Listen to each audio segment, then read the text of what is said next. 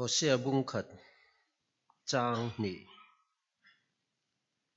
kan kenang chia hian phek zariat somriat paruk na noi khan awma Hosea bung khat chang ni ilo ngai thlang lalpan Hosea minga Israel te hnêna thu asoi thin lai khan hetiangin Hosea hnêna asoi kalla nupuya no chizuar neila no chizuar laka fa hringro hetiang hian kami te chuan min kalsana min uire santa ani tiin bunga chang thum hian toiten ngai leilungin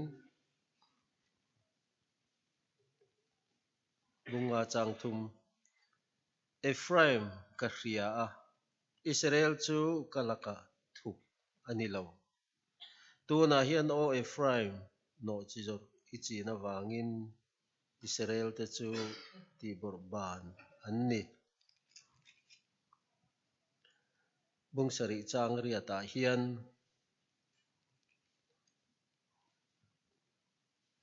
Ephraim la chu namdang te zinga a in tela Ephraim chu changle lo ani thuthung thar lama hian chan trin tha Johana ziak bung som panga chang som paru Johana bung som panga chang som paru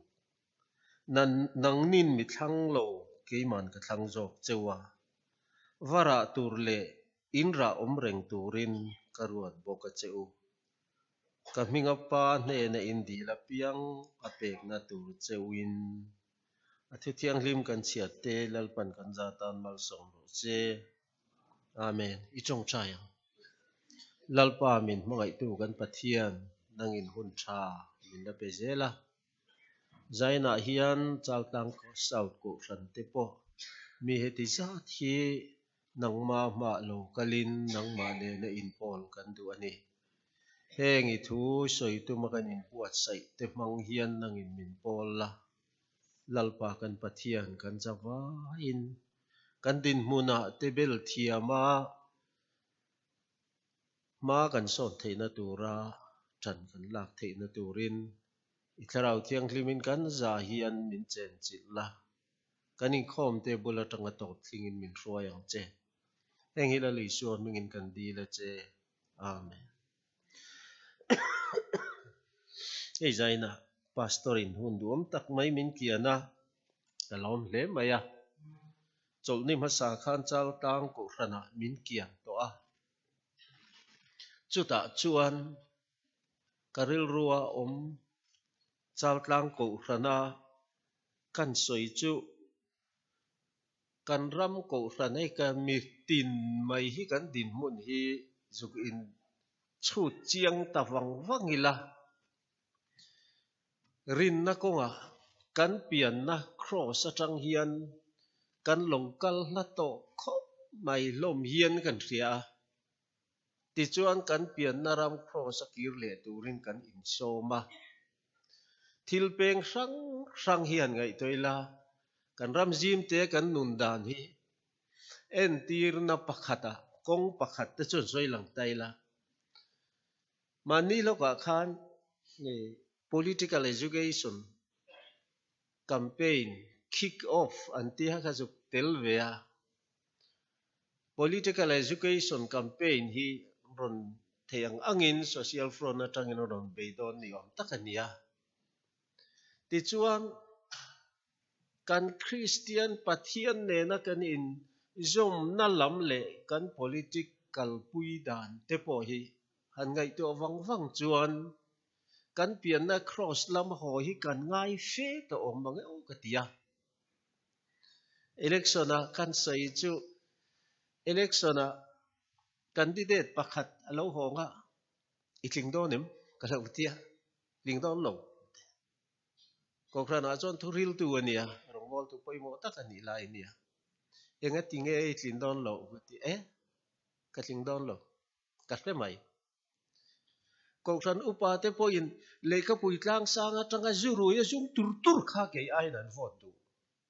He tiang hi kan om da na ni chua. Ke chu katling don lo ti karon in se hong mai tia ni.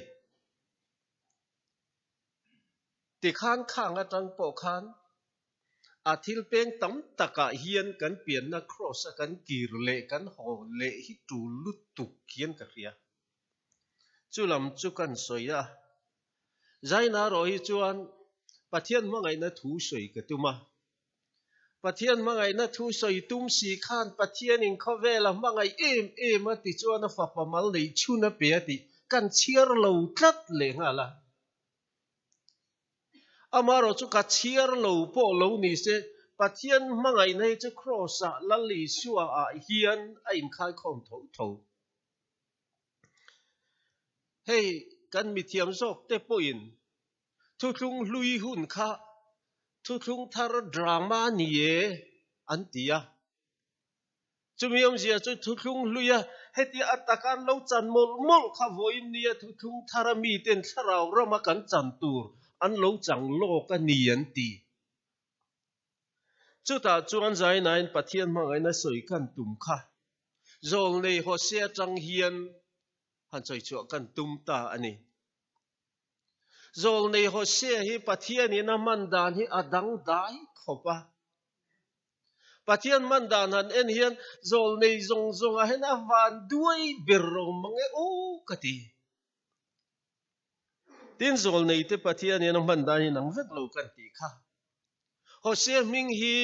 kan mithiam te chuan a mi zo tong chon chandam na ti na ni bere an ti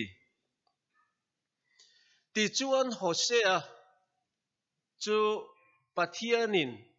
kalla no chizuar nu puya va nei ro ti ni chu nula an tam don te lul ne no chizuar ber kher nu puya va nei ro han ti Pathianin azol nei a man lai le ngal si chu heng laka hian phim khur ro u aron ti zok om tak karong bol tu le ka zol nei te chu heng laka hian phim khurang che u ti om tak ma se zol nei hnêna vakalla no chi zuar nu puya va nei ro ati Pathian thupek ani avângin akala no chi zuar chu nu puya va nei ta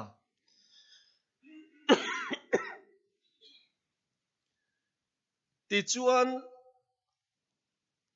anu pui chu no chi zuar kan senga gomeri ania no chi zuar zinga mi kha Hosea chuan nu puya va nei ta a nu pui an lo ni tak sia chuan Hosea chuan nu pui a hmangai lo thei lova pa in nu pui ten hmangai thin dan pa ngai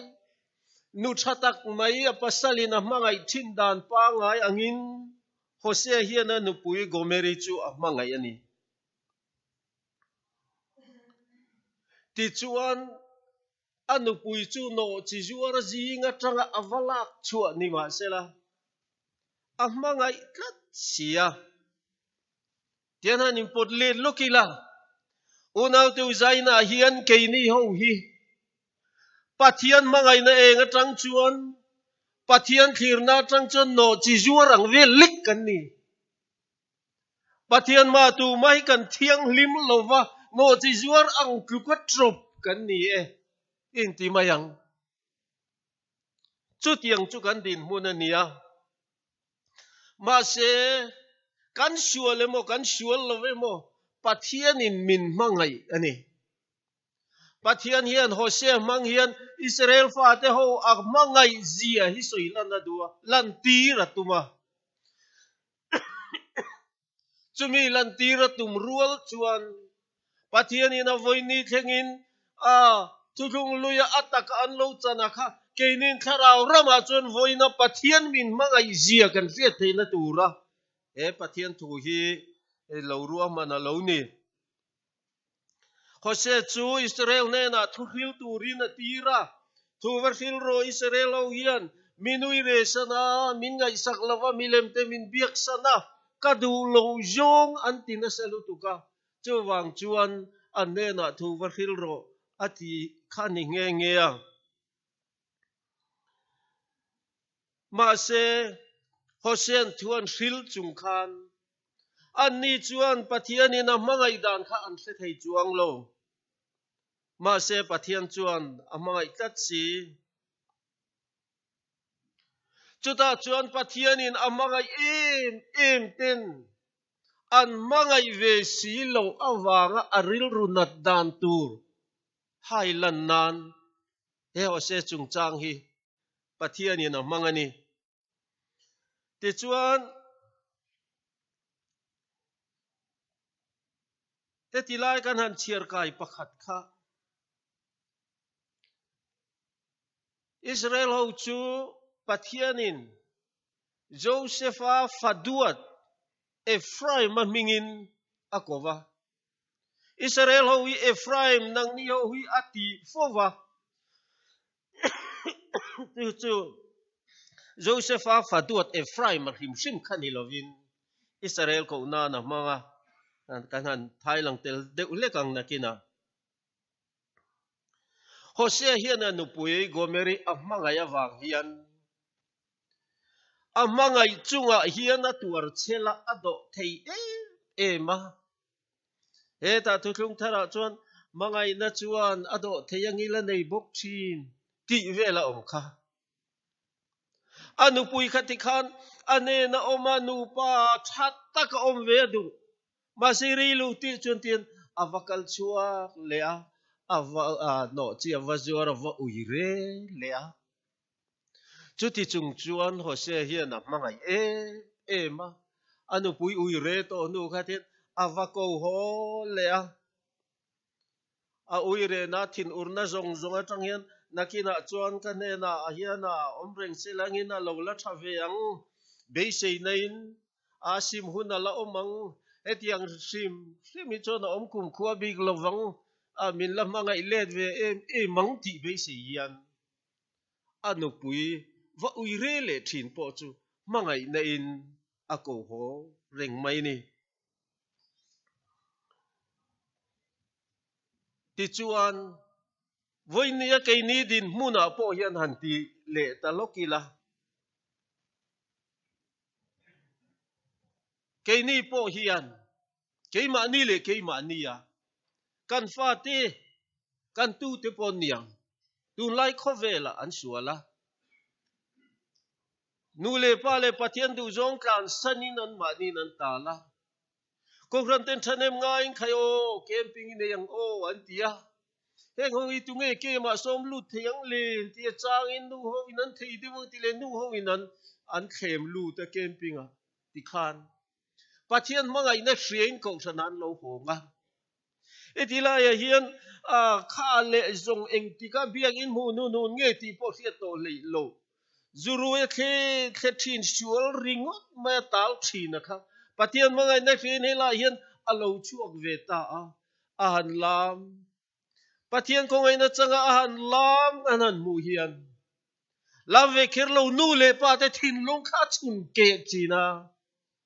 midang mangai tu te hei hiti o antia khamian mu awang khan an thin lung akea mitam tak chu an tap zoi zoi thina ni ma se khatiang mi khan rilu ti a chun ti hian awa chuak le o ko rana om ve to se la o ti hian Pathian ko ngai na dong tlangila an chung ku tan po nu mang ko ran tan po anom to don ve nin ti amin midangin kan thlir lai khan awa chuak le a khur luya bok khan avalu le khatiang kha kan ni rêng mai ani ti chuan gomeri Hosea nu pui khan fa pathum maneya Jezreela lalpanatiam tina ni ome pakhat chu lo ru hamai khongai lovi tina pakhat chu lo amia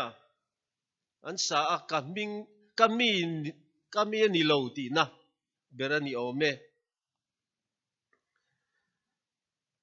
ti chuan fa pathum thaseng song iti mayang gomeri hian an hringa an fa te po fel tak tak an ni to nuwa te hian avala ui re le thin tani avala ui re le thin chuta chuan hose mi thinglam hi alo lang phat ve ni turani hose bung ni kha kan han chiar ta hose bung nia chuan alfa te zinga inu nau pa hi amia ti ro inferno poi ruhamai ti ro antidat data ti chuan bung nia chuan innu hi kan nu puya ni love innu po ni love ke hi apasal kan ni lo innu hi beiro u ten tiani ami hringlam alo shachuak ve ni gring ako hole china thadewinong ve to ro o atia chuda chona wa chuak le wa ui re le khati ring mai kha ani avângin hose hi mi hringlang an sa ve niang innu hi beiro u kan nu puya ni love innu po ni love a ti khop khan an ang ve phir te po khan nia amaro chu ano chi zor khasim se atang la ya ron bele sela a uire te sim se ti hose tin lunga chuan a cham ring anu pui huwa an tin urve phata khat yang khopa an po khan hmangaihna tangina nu pui he sa kha chuang lo o lo hole sela chung ko mumal takin han om veila hmangaihzia kha ani chuan a thi renga voi khat phei chu awa uire na khan a uire na pa kha va nei zuya chu awa nei zuya chuan enge mo chen nuwa khan midang hnêna khan gomeri khalong phang chonga chutin midang hnêna khal chonga ni ti kha he ta hosen an thiat ve le khan shuma kenga a khal chon na zat khan gomeri chu awa khun chuak le a ina roi ho le a mak khop mai te rong he tiang takah anu pui uire a thuhlung luidana sa chuan uire te chu den lung tur ani top mai ni ma se den lung ma phal lo den lung ma ngai tu lo wa a khul chuak le a tian a ko ho le a ti khan kan ne na om se min mangai veang chu mo sia dan po ni to lo re ho se ti dan em hi chu dan pi lam hian a mangai ni unau tu zaina hian dan pi lam hian pathian in min mangai pathian ngai atanga no chi zuar thu ka ten nom ho kha dan pi lam magin pathian in min mangaya min ko renga kan sual le thi na chuti chung chuan kan lakata hmangaihna hi a thon mi lova min hoi san lova min ko renga kan sual le poin o nakina lohong sela la ron thave ma na kan sual anga thung ru loin hmangaihna in pathian hian min nga kani chutiang chuni lo se then khat soi angin khongaihna huna top anti tong hmangaihna top chin nei pathian chuni sela khongaihna hun hi to panga athona chandam na kan chan thei hun hi to panga chandama lu thei to lovin min dang char thei lu tu kani ma se pathian chon voini thleng hian kan sual chung hian kan tha thun nga kin tian min nga renga min en renga enge mo chen chu pathian du zong te point kan anom china lom ma se kan thin long hi pathian ne na a in pekim tak thin lova ti chuan sual lam konga ten kan kal le thina kan zep ru le thin pathian chuan akima du'a kan thin lungin a zong ama kan hmangai hi du'a chumi tur chuan min nga reng ma se kan nun chu Ephraim a chu changle lo ni ti changle lo om zia chu chang chu hei kan hre renga chang siam tu ten chang urna in an siama chu da chuan chang kha an va ura an chang ur kha an le lo chuan a le lam kha u veka on point a le lam chu la hel ka chu chang le lo zia chu ni Ephraim chu chang le lo ani ti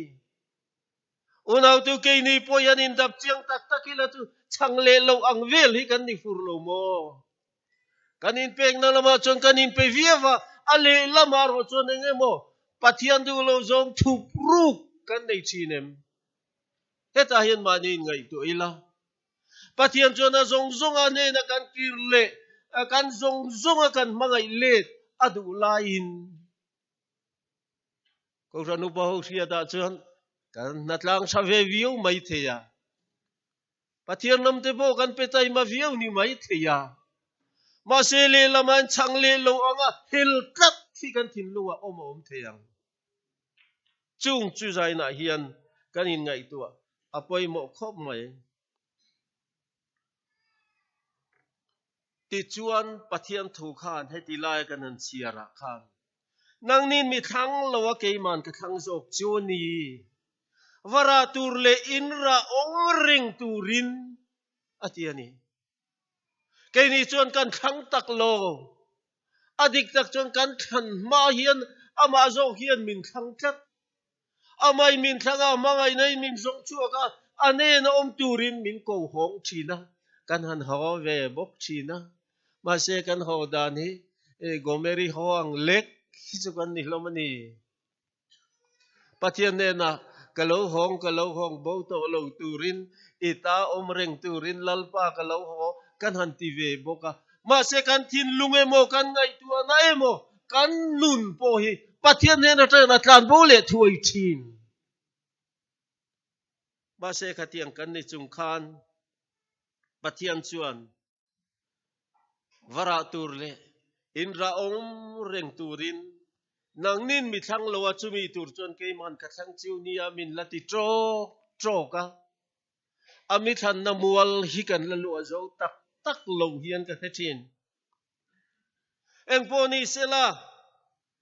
unaw tu in ngai tuang lo Hose nu pui gomeri churin lo ma sela hose churin tlat anin mangai na kara hian anu pui churin lo le ma sela hose ro churin omin rinom lo po hmangaihna ding tlat voina ang kini rinom lo maila kan chunga hen pathian churin omani pathianin mangai nei tien min nga renga adu danang le atana thok ve turamin bi sei lain ke ni hi kan tlan bo fo thin ani zo kem unaw tu hei hi zaina kan soi tum chuani in ngai tu ila mani nunin enila hosian no chi juara mangaya asual poin amangai thowa alo le thun nga kin atlan chiat san le boin alo le huna kalau nga that huna atiang hian ko rano de voin theng hian pathianin mangai nei min nga ani chuwang chuan pathianin do theina min nga ziate kan sual puang hian min sem sela chu tunen dam tur hi kanom to lo sim ma se chu tiang sem a phu tok lam ni lo mangai na fam kimin pathianin min mangaya pasalina no pui amangai em ang hian mangai na fam kimin pathianin min mangai ni unaw tu hetiang takah pathian mangai na kan chunga thlen reng lai hian ke ni hian chulam chu kan hoi ve thei don lom ni kan ngai tu ana te hi hian mangzau le deu te ang pathian ne na kan dik lo poin ani chuan min ngai dam thre lova kan le khuna min ngai dam turin pathian hi in buat sei reng ani nalpana thu kan soite kan zatan mal som ro se amen lan hunung tur kan hawanga chairman in rem ti chuan Christian labu number somruk pakhat na hei hi kan hawange Hosea bung khat chang ni